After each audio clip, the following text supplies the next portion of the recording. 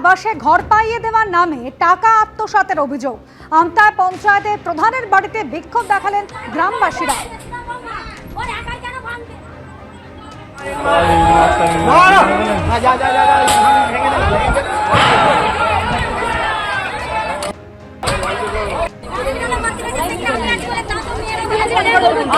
এই ঘটনা হয় নাকি সেই কথা? কাশমুলি পঞ্চায়েত প্রধান অঞ্জলি দলুয়ের বাড়ি ভাঙচুর করা হয়। প্রধানের স্বামী 100 দিনের কাজ এবং আবাসের বাড়ি দেওয়ার নামে টাকা তুলেছেন, এমনই অভিযোগ জানান স্থানীয়রা।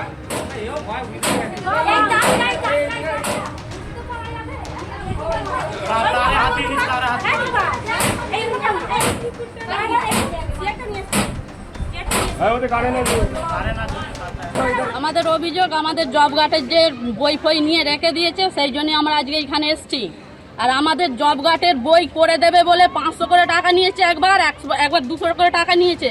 আবার ঘর পেয়েছু বলেছে যে ঘর বেরিয়েছে, আপনাদের আবাস যোজনা ঘর বেরিয়েছে, ওর জন্যে 15,000 করে টাকা আমার দিকে দিতে হবে। সেই সব টাকা আমাদের সব ফেরত চাই। সেই টাকা আবার ওপরন্ত যদি গরিব দুঃখীরা একটু ঘর করেছে, ওপরে ঘর করলে বলবে আমার দিকে 20,000 টাকা করে দিতে হবে, কেননা তোমরা ওপরে ঘর করেছো। প্রধান, পঞ্চায়েত মেম্বাররা সবাই মিলে নিয়েছে, আমাদের ওই সব টাকা ফেরত চাই। প্রধানের স্বামী 100 দিনের কাজ এবং আবাসের বাড়ি করে দেওয়ার জন্য টাকা চেয়েছিলেন, যদিও সেই টাকা নেওয়ার পরও তারা বাড়ি পাননি, এমনই অভিযোগ জানাচ্ছেন স্থানীয় বাসিন্দারা। তৃণমূল এবং বিজেপি স্থানীয় নেতৃত্বের কি বক্তব্য শোনাবো।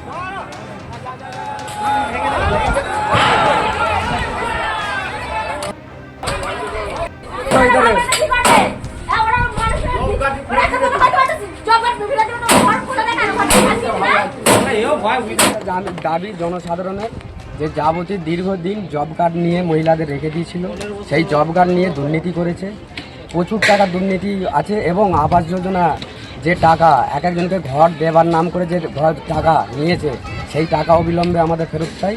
এবং ইমদাদ আলী, তরুণ দলুই, সুশীল ধারা, এরা সব এই এলাকায়, এই মহাদেব সাঁতরা পঞ্চায়েত, এরা এই দুর্নীতিগুলো করেছে। আর রবি দলুই, এরা আর গণেশ বর্তমানে, তো এরা এই দুর্নীতিগুলো প্রচুর টাকা জনগণের মানুষের টাকা অত্যাচার করেছে, লুট করেছে। সেই অবিলম্বে আমরা জানাচ্ছি গ্রেপ্তারি চাই প্রধানের, যাবতীয় যা আছে সবাই গ্রেপ্তারির দাবি আমরা করি। প্রথমত বলি, 100 দিনের কাজের টাকা দীর্ঘকাল আমরা পাইনি, পরে রাজ্য সরকার ব্যবস্থা করে। এই সমস্ত প্রকল্পের যে এগুলো সবই তাদের অ্যাকাউন্টে যাওয়ার কথা, আবাস যোজনাই হোক আর 100 দিনের টাকা। তথাপি যখন প্রশ্ন উঠছে, এর তদন্ত হওয়া উচিত।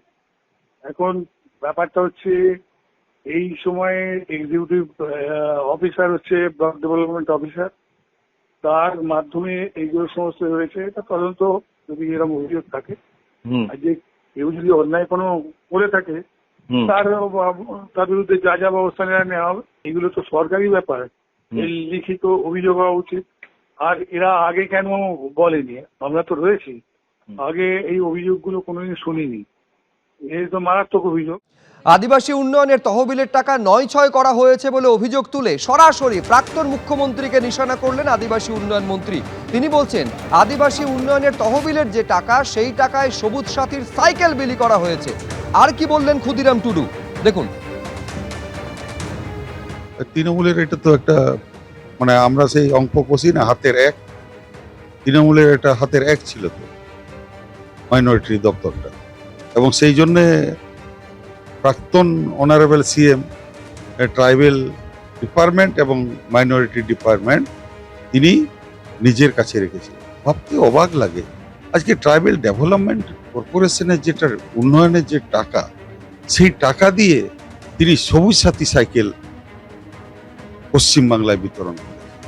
আনফর্চুনেটলি এটা আমি আধিকারিককে অর্ডার দিয়েছি, এগুলো তদন্ত করুন। কেন একটা আদিবাসী উন্নয়নের টাকা একটা সর্বসাধারণ সেখানে ভোগ করবে এবং ছাত্রদেরকে সাইকেল কিনে দেওয়া হবে? যারাই দোষী সাব্যস্ত হবে তাদেরকে গ্রেপ্তার করে জেলে পাঠাতে হবে, এবং অনারেবল সিএম এটা সমস্ত আধিকারিকদেরকে দোষী প্রমাণিত হলে জেলে যেতে হবেই, এটা কেউ রুখতে পারবে না। যেই হোক না কোনো অফিসার, যে কোনো যত বড় অফিসার, IAS IPS যারাই হন না কেন, বা চুনোপুটি যারাই হোক, সবাই শাস্তি পাবে। এবিপি আনন্দ, এগিয়ে থাকে, এগিয়ে রাখে।